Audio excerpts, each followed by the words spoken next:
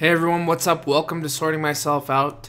Today I'm going to provide you with a conversation I had with Garry Lester last May of 2018. Garry Lester is an international teacher and consultant. He specializes in helping people to create awareness and transformations in their life. He used to work for EST, which is now known as the Landmark Forum. He spoke in front of thousands and thousands and thousands of people all over the world. He has an amazing way of grabbing your attention and helping you to see things from a different perspective. I've worked closely with Garry for several years. I met him as a kid and have nurtured a really great mentoring relationship with him over the last decade or so. Garry's somebody that I really trust and put a lot of faith in. Garry's somebody that has given me insights into my personal life that have really made a big difference. So I hope you enjoy this conversation with Garry Lester, but first I want to give you a few updates. I'm going out of town tomorrow to Santa Barbara, California, where I will be spending the week studying Carl Jung's work. We'll be dealing with archetypes. We'll be dealing with vocation and the psychology of vocation and what does it mean to have a calling. So I'm really going to be focused on that this week. So I'm putting in all this work up front to try to provide you all videos for the week. I'm going to try to release at least 4 or 5 videos over the next and I don't know, till next Monday or something, including this one here. So that way it's all preloaded and I can just go to California and focus on my studies. But yeah, other than that, things are going pretty well for me. I feel like I'm going through a pretty major transition in my life right now. There's something very strange that's happening in a very positive way. And recently, I've just been having all these kind of magical experiences of feeling meaningfully engaged, feeling connected, and feeling in synchronicity and flow with my life. I feel like I've been in a hyper flow state for the past few days, and I think one of the reasons for that is because I really set some major intentions for myself as far as what I really want in my life right now and who I want to be. And I feel like I'm stepping into more authenticity, both with all of you on this YouTube channel. I feel like more of my personality is starting to come out, and that's been really positive, and your support has been so heartwarming and touching. It feels really good to know all of you out there who really resonate with what we're doing and really feel connected to the mission that we're on to make a positive difference and to build a meaningful community of people who really want to earnestly work on themselves and grow. And I've been doing these meditations and these visualizations, and I've been looking at them from a Jungian lens, a Petersonian lens. I've been looking at them from a spiritual lens. And, at the end of the day, no matter what lens I'm viewing it from, it just feels good to be on purpose. It just feels good to be at the right place, at the right time, doing the right things, and being in that flow state. And I have to say, a lot of it was that inner child work I did. And I know I posted a poem to the inner child a few weeks ago, but I just had this major realization that there's this deep, deep cycle inside of me. And I've known this for a long time, but it's kind of like a spiral. You have the same realizations over and over again, but you realize them with new levels, new dynamics, and new insights. And I realized that this part of me, this little kid, this inner child, had been holding on to some major fear in my life, some major anticipation of getting in trouble, anticipation of doing the wrong thing, anticipation of being told that I'm bad. And this is something that I've really been tracing it back to 4 or 5 years old, and then it's built off of that. And these memories that are stored in my psyche. And I've just been doing some major psychological work with it. I've been diving into the discomfort. I've been working on the healing. I've been re-raising that part of me. I've been taking responsibility for that dynamic. And it both allows me to be a better man, to show up more fully, and it also allows me to feel better. Like you ever have that feeling like you're underwater and you're drowning, and then all of a sudden you can breathe again, and you didn't realize you were drowning until you knew what it was like to breathe.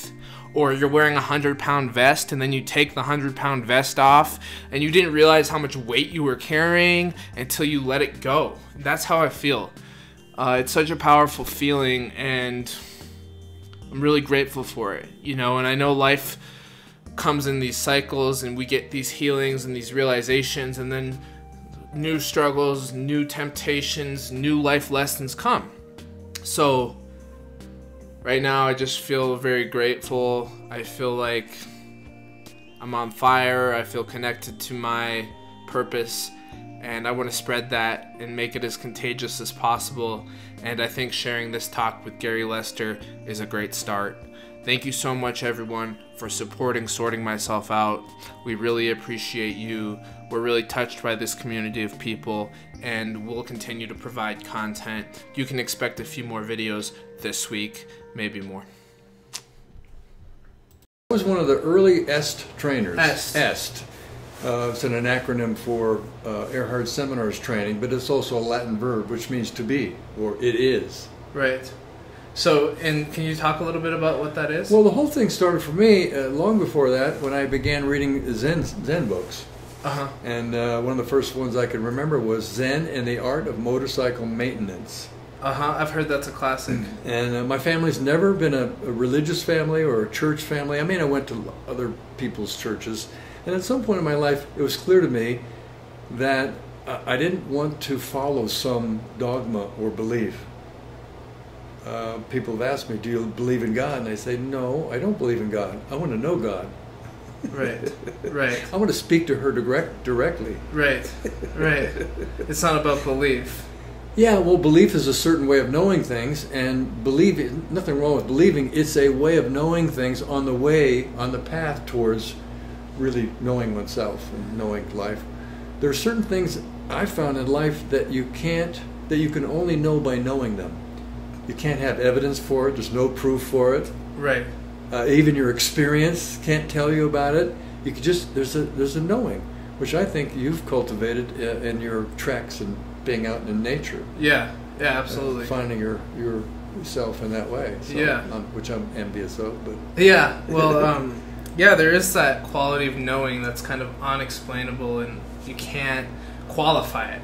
Yep. There's no qualification. Quantify it. Yeah, exactly. Yeah. So S training, you said it's really about how to be. Well, it started in the early 70s in California, right? Of course, and the purpose of it was, and it's called something different now, it's still the same, which is,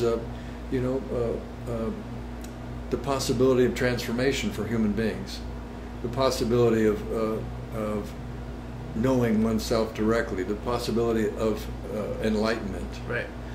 And I would say that that's exactly what this podcast is here for, is to talk about that possibility. The people listening, the people interested in your podcast. The sharing, the listening. I'm thinking about that possibility in my life. Hopefully people out there are thinking about that possibility in their lives. And just offering, one of the things I've always really appreciated about you is that you offer important perspectives and distinctions, not to get me to a destination, right, but to deepen the conversation, to further my awareness, to presence me in a different way.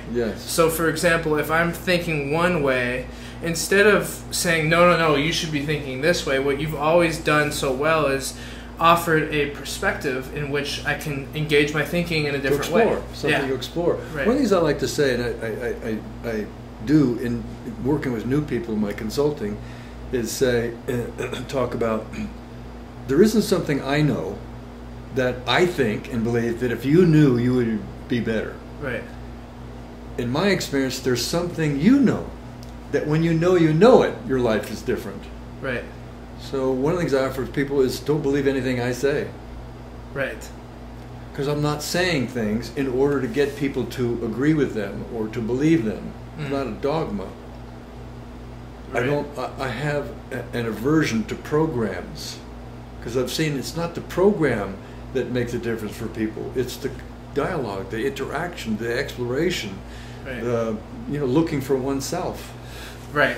You know, that reminds me. Carl Rogers, who's one of the psychotherapists from the '60s, he made this discovery that the effectiveness of the therapy is in the relationship more so than the technique that the therapist is using. Of course. This is exactly what that is. What you're saying. Yes, and you could say relationship is a context. It's a space in which. Right.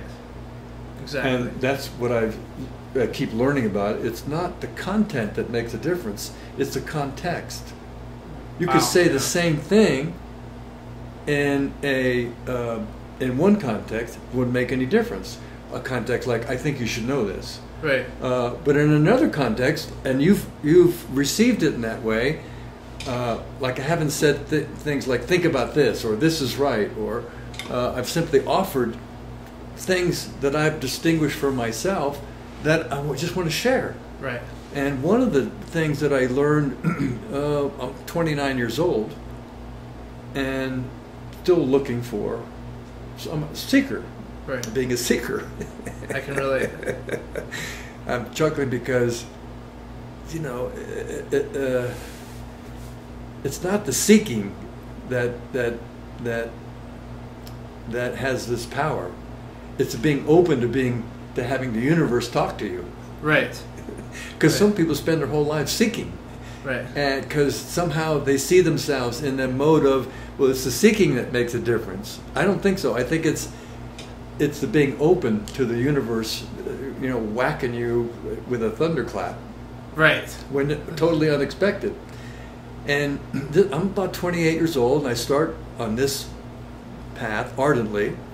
And one of my mentors was a fellow who was a professor of New York University, and he had come to this organization, and he was probably 20 years older than me at that time.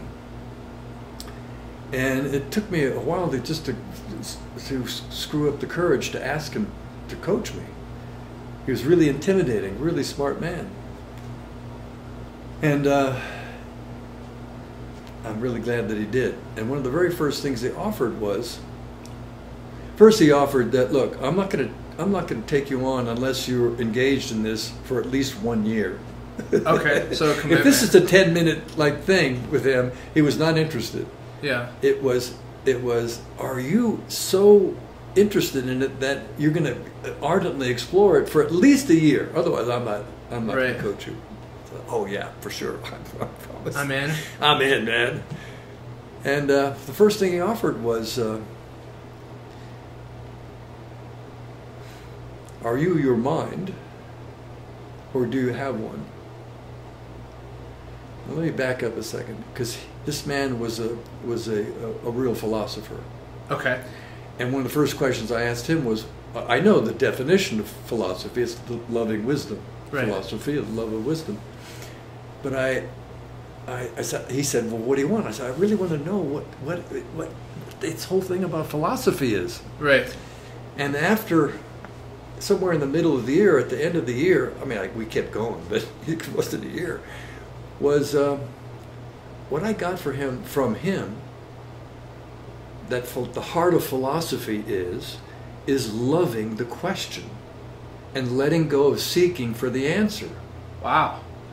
So that was his conclusions about. Well, philosophy. that's what he's been a long time exploring, you know, life and deeply in philosophy and reading Heidegger and Kant and Kierkegaard and all these you know, incredible thinkers. And what I got from working with him was, man, let go of looking for the answer. Learn to love the questions for themselves. Wow. That's incredible. So that's where you transition from being a seeker to yes, exactly, to being open, to listening, to being an inquirer, loving the question.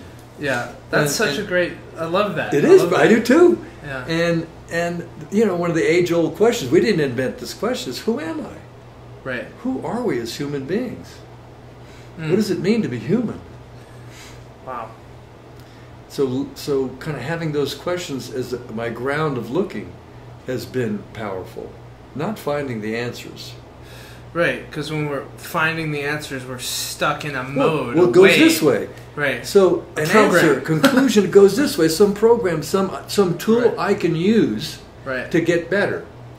And what I found is that the power is in the question, because the question, the inquiry, goes like this. And when I'm ardently, honestly engaged in an inquiry, it goes like this, and I'm able to hear things and distinguish things which then use me. Whoa. Say more about that. Well, when you walk, do you worry about balance? No. So then you could say the distinction, balance, uses you. You don't use it. Balance in of itself is more primary than the person who is being balanced. Well, you can't. Where is it? Where is balance? Right. So it's in the background. It's transparent.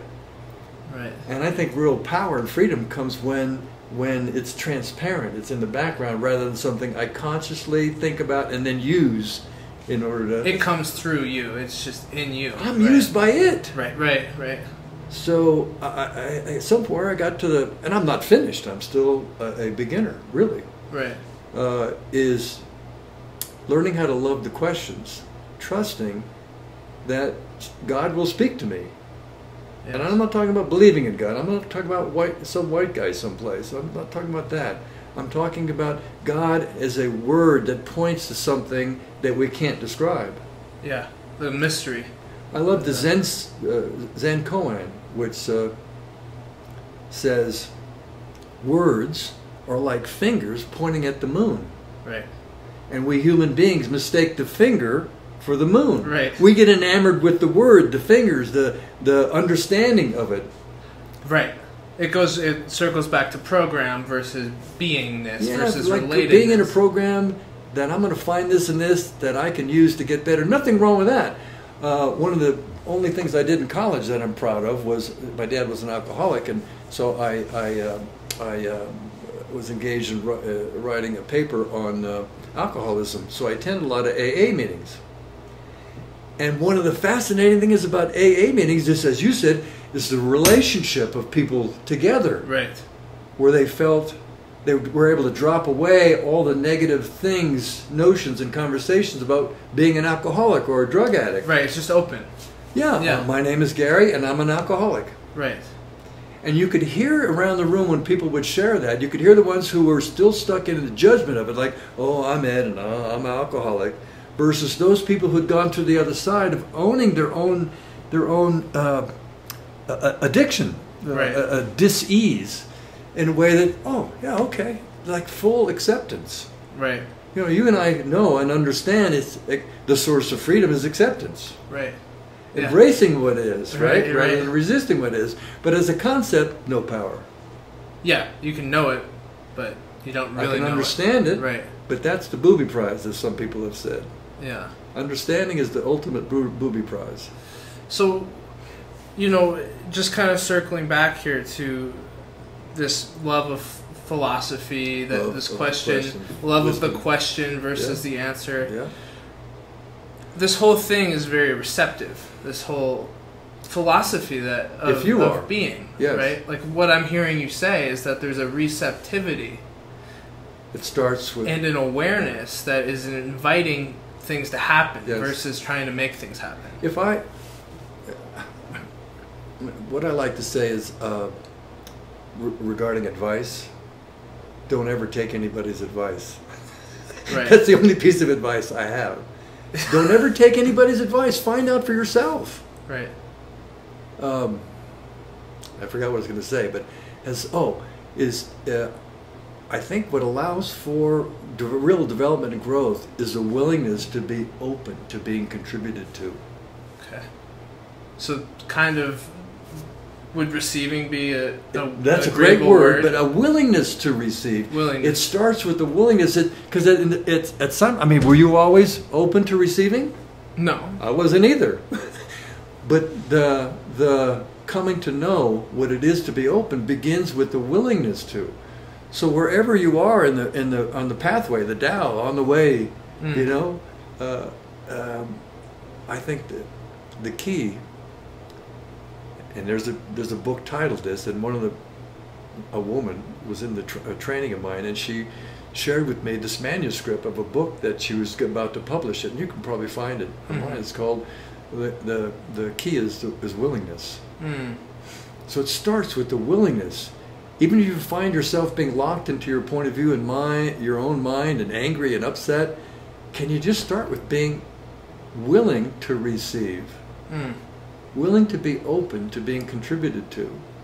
And then when you are contributed to, just as how you've come to be this person, when you've been open to receiving and being contributed to, then the natural thing is to then acknowledge and thank and appreciate those who've contributed to you, which is an amazing contribution to them. Right. Wow. Yeah, there's so much focus on generating, giving, focusing, like moving forward, that sometimes we forget to slow down and just look around and be open. If I can share this, is that okay? Absolutely. So I used to lead trainings for EST and Landmark, and I was gone traveling around the world 22 to 23 days a month. There's a period, and I did that for about 20 years. There was a period where I really wanted to know, my question was, why does the world look like it does? Why? How come it looks like it does? And it looks like it's getting worse. Right. And so I'd ask people, I'd have anywhere, the smallest group would be at like 150 up to 350 people in a room for 4 days. And we'd have these great conversations and interactions, exploring, simply said, what does it mean to be human? What's the being part of human beings? We're called human being, but the nature of the interaction, the conversation, was exploring that being part. What is that? Right. And at a certain point in the training, when we were connected and we're cooking and we're rolling, they trusted me and they knew I wasn't gonna whatever. Yeah. I would ask them this question: how many of you could stand up in this room and say, "I am not committed to anyone or anything. I am not committed to making a difference. I am not committed to contributing to life and to people"? And I did that over a period of several years to probably about, 15 to 20,000 people. Israel, India, London, France, Canada, all over the United States. Yeah. What'd you find? Europe, Germany. I couldn't find one person who could authentically and stand up and say, "I don't give a shit." Not even one? Not one. Wow. It's a pretty big sample size. Well, yeah. It was. I thought it was enough for me to then extrapolate. 10,000 or so. For me to then extrapolate and go, well, okay. Now at that point there was like 6 billion people on the planet. Maybe every human being is just like us. We're born into a way of being, wanting to contribute, wanting to make a difference. That's why we give advice and tell people what. That's why my mother did all those things she did. What does she want? She wanted to make a difference with me in my life. Right. Now, was I receptive to it? Well, a lot, no. Right. So there was this, every time we did it, at that point there was this kind of silent pause of people kind of sitting back in their chair and go, wait a second. Man, 10,000 people, 15,000 people he's talked to, maybe the 6 billion of us are walking around the planet wanting to contribute, wanting to have in their lives, to be able to look back at their lives and say, I made a difference. So that was like, wow. Then I would ask this question in that silence. How many of you can stand up and say, authentically, really, that you are open to being contributed to? Right. The same group of people. What'd you find? I couldn't find one person. I'll never forget this woman, I forget her name, but she stood up in Reno, Nevada, and she stands up in this conversation. She says, I am open to being contributed to. I've talked to 15 to 20,000 people. I couldn't find one person who could say, I don't care. Right. I have moments of not caring, but I couldn't say fundamentally, I don't care about anyone, anything, making a difference in life, back with it. Right. So then I asked them this question right behind are seeing this together. How many of you are open to being contributed to? I couldn't find anybody of the same group, except this one person. She stood up and she's just adamantly said, I am too, open to being contributed to. Everybody else in the room got it. When she stood up, they could see it. But I said, okay, well, how about you kind of hang out with it a while? Not like, I'm not saying for you to believe what I'm saying, just kind of hang out with it and see what you see. And I'll bet you my ranch against your ranch. I don't have a ranch, but I'll bet everything I have against everything you have, that at some point you'll see what you just said isn't real for yourself. Just, okay. She comes in the next morning and she's the first one to pop up and shares. She stands up and she reaches in her purse and she hands out her keys. I said, what happened? She said, well, I went home and I was talking to my husband about what we're doing here, and it only took me 10 minutes to see I'm not open to his contribution. Oh, gosh. So she just saw it in real time. And there was this, then there's this conundrum. Here we are wanting to contribute. But there's no one who's open to receiving and listening and being open to being contributed to. Wow. And that's how come the world looks like it does. Wow. We're so upset and frustrated that our central life's intention to make a difference is thwarted by others, just like me, who are more not open to being contributed to than open to being contributed. Right. It's a gift. You and I have talked about this. We talk about this in consulting and coaching. The secret, the power, is in the quality of the others listening, their generosity, their openness, their willingness to receive what you consider to be a gift. Right. It's not in the... It's not in the speaking. Right. I don't mean it's not in the speaking. It's not only in the speaking. Right. The transformation, the power, the freedom comes in the quality of openness. That's so interesting. A lot of people who come to work with coaches or guides or whatever, people like yourself, I've heard people say, I've never really been listened to in that way. That's so interesting. And I think it's a useful thing to know about you and I as human beings. Fundamentally, we're not open. Right. And to forgive that. Why do you think that is? What do you think drives the lack of openness? Or being identifying ourselves with our mind. The thing that Dr. Vic asked me in the first few sessions was this profound question, which whacked me like a thunderclap. Are you your mind, or do you have a mind? Yeah, that one. He said, don't let anybody answer that question for you, and I'm not going to answer that question. You work it out for yourself. Right. And I sat with it and thought and looked and looked and looked. I have a hand, but if my hand got cut off, I wouldn't be any less myself. I'd have one less hand, right, but it wouldn't be any less me. Right. And I have a personality, I have a persona, I have an ego, I have a mind. Oh, wait a second. I have a mind. It's in that sentence. Right. It's not, I don't go around saying I am my mind. Right. It's like air to fish. Excuse me, water to fish and air to birds. Right. You can't have a conversation with a fish about water. Right. It's everywhere. Yeah. And you can't have a conversation with a bird about air because it's the medium of existence. Yes. And human beings' medium of existence is a survival mechanism. Our minds are wired to consider ourselves to be our mind. That little voice in the back of your head and my head. Yeah. Which one? The we one that's consider, saying which one? Yeah, well, the Hindus, Ayurvedic beliefs say there's no multi-minds, there's only one mind, and we share the mind. Right. Yeah, behind all of the... Everything, yes. Yeah. But they really mean big mind, not small mind, ego, big mind, like God's in a rock.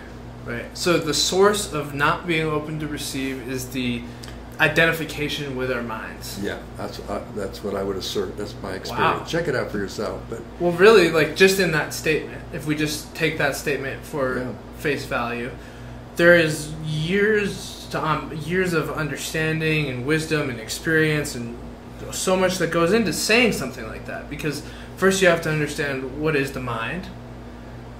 What is it to have one or to be one, right? So we have to understand all these multiple layers of definitions even to get that. To get it. Yeah. Not just understand it. Because there's people who write books on it. I train them all the time. They're just as messed up as everybody else. Because they're stuck in the concepts of it, the beliefs of it, right, rather than the direct knowing of it.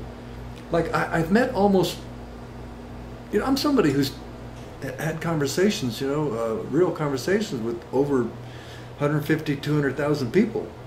Yeah. And it looked like I was training them, but the truth was they were training me. Right. And what I saw was that what it means to be human is to be one's opinion, to be one's belief. I've met almost no one who has a belief or has an opinion. Right. Now just hang out what I just said. I've met almost no human beings in my lifetime that I could interact with, that I had the experience that they were having an opinion, having a belief, right, having concepts, having their interpretation. Right. Imagine a world, a country in which we could sit down and easily, gracefully share our beliefs and opinions. Right. But we can't share them because we don't have them.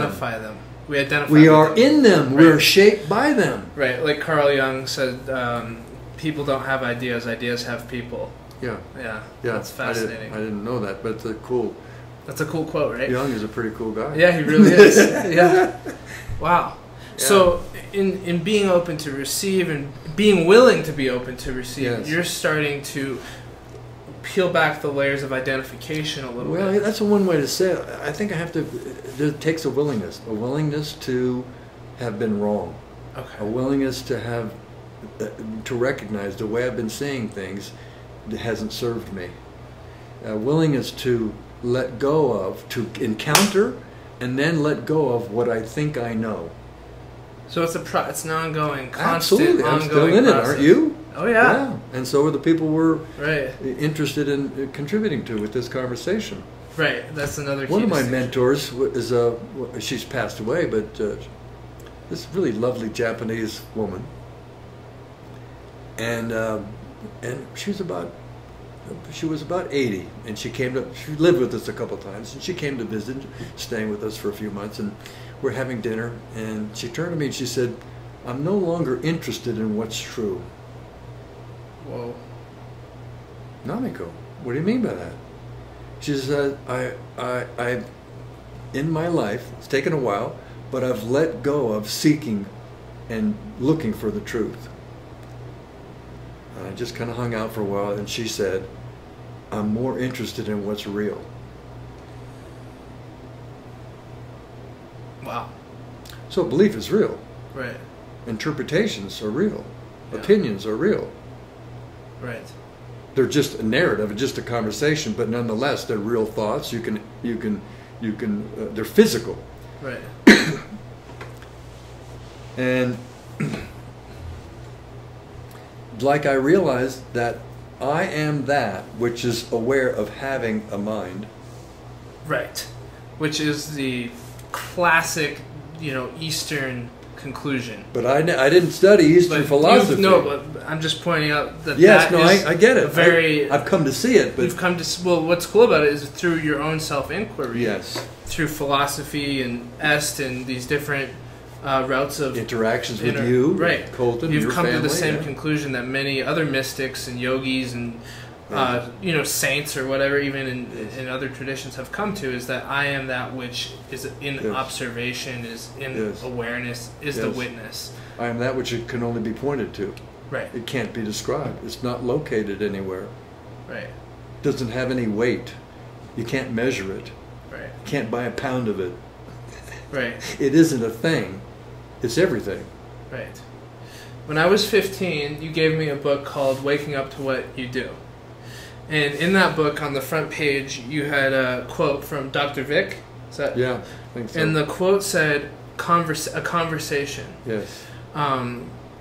To converse. To turn around with. Yes. To turn around with. To dance with. Yes. To transform with. Yes. I've been thinking about that for a long time. Wonderful. over a decade now. Wonderful. And what that has shown me is that, first of all, conversation is not just verbal to me.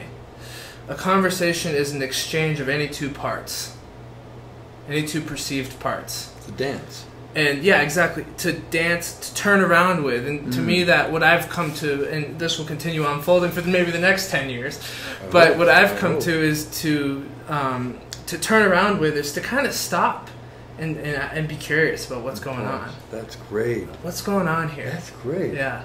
And then to dance with is to kind of explore, like, how could we move? How could, what's possible here? Let's be spontaneous. Let's generate some energy. And to transform is the result of that love of the question, of that inquisitive process. And so what I've come to believe, and please fill in wherever you feel inspired with this, but is that conversation, as defined, as I just defined it, an energy exchange of any two perceived parts, is the basis of relatedness. Well, absolutely. Right, and relatedness is everything. We function only based on our relatedness to ourselves, to others. Yes. And so, that I don't know if that lands anywhere for anyone listening or for you, but to me, that distinction has changed my life. Awesome. Altered mine too. Even physicists are telling us it's all connected. Already all connected. Right. We come from the stars. Every piece of our physical bodies came from the universe. This is not belief. This is academia and real science. Right. They just found at CERN this little particle that holds everything together. What's it called, CERN? It's called, in CERN they have a circular linear accelerator in which they bang molecules against each other and find out what's the source of the physical universe. Right. And they found this small particle, and it was named after the physicist, the scientist who predicted that it would be there. His name is Higgs. So they called this thing, without which the whole universe would fly apart. It's called the Higgs boson. And they're telling us that you and I, the walls, the floor, the chairs we're sitting on, the target when we're playing golf, right, the future, everything on Earth and in the entire universe is already connected, related. But we don't live that way. We don't live in knowing and appreciating they were already and always have been deeply connected. Right. Yes. So the struggle is, which negates that, is trying to get related, trying to get connected, rather than being aware of that which already surrendering to the possibility, right, the awareness that we already are connected. Right. I mean, how many times you've met with somebody and you already had a sense of who they are and their lives even before they open their mouths. Right, you get that feeling, you get that vibe, or whatever you'd call it. Whatever you want to call it. There was a secondary piece to that realization that I've just been reminded of in listening, and that is when I realized that everything's a conversation and everything's relatedness. The next piece of awareness that I can ask myself is, well, what kind of conversations am I having currently? And the following question is, are those conversations that I'd like to be having or not? And to me, like when I talk about coaching or working with other people, like the awareness that I would aim to create is, what are the conversations that are going on inside of you? How are you in relatedness to yourself? How does that pour out to others?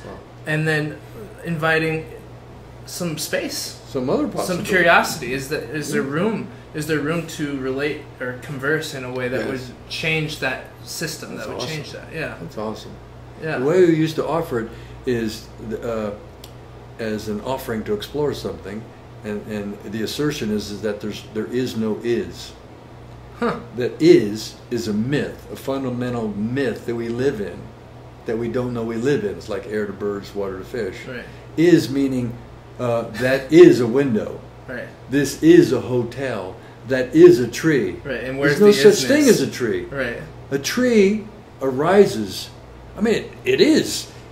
It's something. It's physical, But to a physicist, it's not a tree. It's quarks and gluons. Right. And to a botanist, it's cellulose and fibers and water and. Right. But it's all a conversation. We've deduced it. We've said these words point to that. And like they said, we get enamored with the words rather than what it's pointing to. Right. Again, identification with the mind is that with theme our there. own internal. Go backwards. So Dr. Vic says, "Are you your mind?" No, I'm not my mind. Even before he took me on to coach me, he said he wrote this on a piece of paper. Is how I shared it with you. He wrote this on a piece of paper, folded it in half, and said, "I'll only coach you if you take what's on this piece of paper and take at least a year to explore it." And I opened up the piece of paper, and it's that piece of paper I shared with you, and on the top was converse, right, colon, underline, bullet point, to turn around with, underline with, bullet point, to dance with, underline with, bullet point, to transform with, underline with, and underneath that in little letters were parenthesis, a spiritual connecting. Right, and that's exactly what it says in the book you gave me. Yes. I love it. And so I took that on, and I was true to my word. I explored it. And he said, to explore what I'm offering here in everything you do, with your family, in every course you lead, every course you're in, your whole life, at least for a year, and I've been doing it for now 40-something years. It's incredible. And his name is Dr. Vic Josh. I'd like to give him attribution. He's not been around for a long time, but he's the most amazing, brilliant man who offered this possibility for me to see that life itself is a conversation. Yeah. I began to see why he was a threat to me was I didn't finish college. And my internal dialogue said, my voice said, which I consider myself to be, you're just not smart. And you never will be smart. And really, there's something wrong with you. And besides that, you're just not good enough. And over the years, I've come to see thousands and thousands and thousands and thousands of people have exactly the same conversation. Me too. But when we're stuck in it, there's no freedom. But if I, in a moment, can stand back and observe it, not as myself, but as an aspect of myself called the machinery of my mind.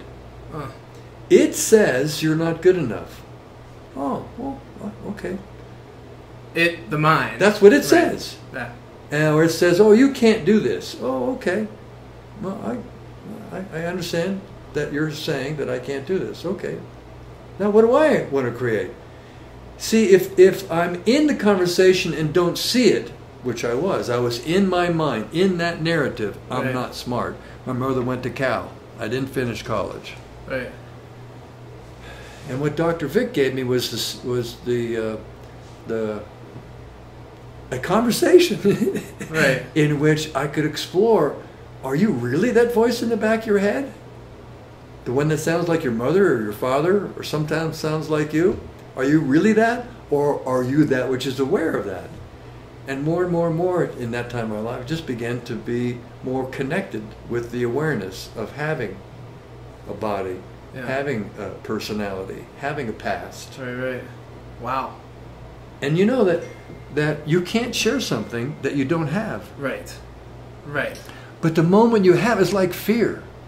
If fear has me, I can't share fear. And the only thing that makes a difference with being free, not the only thing, one of the things that makes a difference in being free with fear is being able to have the fear, surrender to it, embrace it, experience, like you've done many days and nights, in the middle of some forest someplace. Yeah. Hearing things in the woods coming for you, and all your mind makes up, and the images, but to be able to grow your capacity to have the emotions, have the fear, have the doubt, have the worry, be with it. To be with it, I can be free with it, not free from it. Because doubt and fear and worry still happen. Right, you're not going to eradicate those That's things. what the mind does. Right. Well, so far, I feel like we're in the depths of the universe, so I think we're doing pretty well. Okay.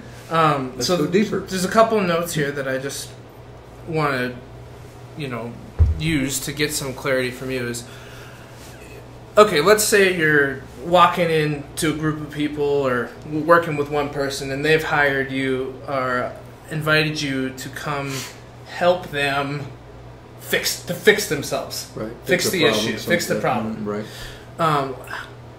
What do you, like, I understand philosophically some of the concepts you're talking about. What are, like, some of the notions that you might present right off the bat? Well, to take this notion of there is no is a little further, there is no is problem. Right. Say more about that. There is no something that is wrong. Nowhere in the universe. Where do you see there something is wrong other than from your mind's interpretation of what's happening? The conversation we're in about that. Right. I mean, right now as we speak, there are these beautiful, fluffy little rabbit bunnies, they're so cute, that are being scrunched by coyotes. Right. Right? Right. But that's the way that's the way the universe works. It works that way. It's not wrong. It is a problem. We shouldn't. Yeah, we shouldn't stop coyotes from trying to go after rabbits. It's in their nature. Right. So right off the bat, you take away the I have a problem. Yeah. Well, I have an issue. I would go into the seriousness what do you of it. when you say problem? What does that mean? We go inquire into it. You decharge the drama a little bit. We just look at it. Right, What is the nature of a problem? Well, a problem is essentially two opposing forces. Right. Like I want to lose weight, Right. but I love to eat. Right? That's a popular one. Or I want to quit smoking, but I I can't. really like it. Or I really enjoy smoking. Right. So if it's like this, no problem. They just pass in the night. Right. The problem only is a problem when there's a stuckness. An equal but opposing force is one way to talk about a problem. And So if I go ahead. typically within you, within the It's they in might project in it the out into conversation. the world, No but problems within you. right. I mean, But when, the opposing values. when or your the dog opposing- is dying of cancer, right. the only place that it's a problem is for the owners of the dog, Yes. not the dog. Right. The dog is just experiencing whatever the dog is experiencing. Right. So they're able to accept the way they are rather than run around poor me, and Poor me. they're not in a conversation. Right. So no problem. Right. A problem only exists in language would be one way to look at it. Right. To language it's simply I want to lose weight but I love to eat. Right. Now we'll look at what's real. You could say what's true. Do you want to lose weight? Is that true? Yes. Is that real? Thank you. Do you love to eat? Absolutely. Is that real? So then wait a second. You got two things that are real and true for you. Where's the problem? Right. The problem is that somehow I don't think they can coexist together. Well, look at that. We're making this whole massive problems boil down to in the simplest form. I want to lose weight, but I love to eat. Where's the problem? The problem is in the word but. The word but means what follows this word invalidates or negates what precedes this word. That's what the word but means. Right. So if you took the lie out, and so but is a lie. If you took the but out and told the truth, how would you formulate that sentence then? I want to lose weight and I love to eat. And we don't do that because if I want to lose weight and I love to eat, then I'm left with what's real. Then who's responsible? Right. I'm responsible if I tell the truth. I want to lose weight and I love to eat. Where's the problem? There's no problem. You love to eat? Yeah. You want to lose weight? Yeah. Okay. What do you choose now? What are you going to do about it? So you're helping them to do this awareness. Well, to see that you and I are the source of the lives we live. Right. Just like you said, as I find myself more dancing with life as a conversation, I'm more free to not be stuck in the circumstance. The circumstance is malleable then. Right. So there's this word, this term that's coming to mind. We create these irreconcilable opposites in our minds Through narrative, through a conversation. I do it all the time. I did it Our today. minds do. I do it every day. Our minds do. Oh, it does That's it. what It does it every day. All day long You got almost. me. That's what it That's does. And that's interesting because that little word I, Yeah.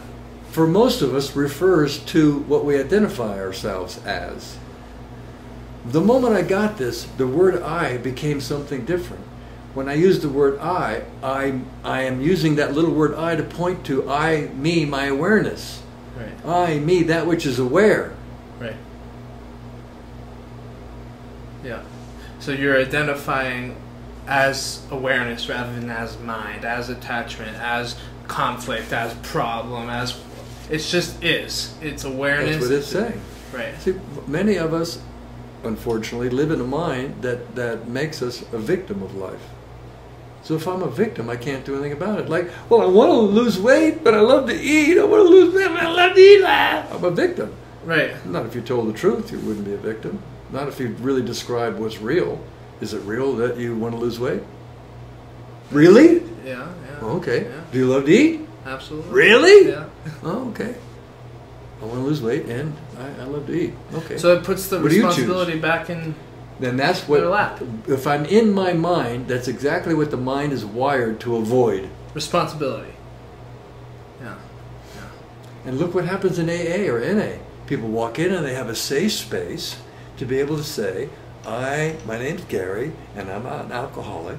And what you hear is people owning themselves and their addiction. It Yeah. starts with ownership. Right. Right. It starts with embracing our condition. And if you want to keep a problem in perpetuity, what you do is you resist it. Keep lying about it at first, but then keep resisting the problem, the circumstance. Once I can acknowledge the truth, and again, this is a simple form of taking apart what is a problem, is okay, we want to have this company be the top company in the world. Okay, but we don't have enough money. I had one. You came to my house. Yeah. Where I live is an exact expression of this conversation. Because at some point, my family, I was working so many days, and I had my income was really small, so we didn't have enough money to go on vacation. And then at the end of the year, we had to pay additional taxes. And at first, there was this problem. After about 10 years, there was this problem. And I noticed, wait a second, I'm not dealing with this the way I coach other people, so what's the deal? Oh, we want a house. We want to buy a house. But we don't have any money. Oh, that's an interesting conversation. We want to have a house, and we don't have any money. We don't have enough money to buy this house. So what was real was we want to have a house. Mm-hmm. What was also real, we didn't have any money. Right. So instead of swirling around in this lie, we want a house, but we don't have any money, we don't have any money, which goes like this, I just started to myself tell the truth. What is the conversation I'm in? Want a house, yeah, want real property, and we don't have money. Okay. No problem.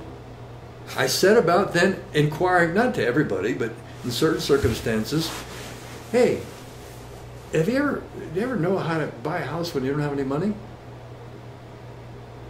And most people would look at me with their eyes crossed. they were in the same belief I had been in, which is you need money to buy a house. Right. So I just kept talking to people, and they would pretty much say, no, you're crazy, you need to have money. Right? And pretty soon, after a while, this was an amazing thing. I shared this with you earlier, but I met somebody, when I asked them the question, she said, well, I don't know how you do that, but I know somebody who has money.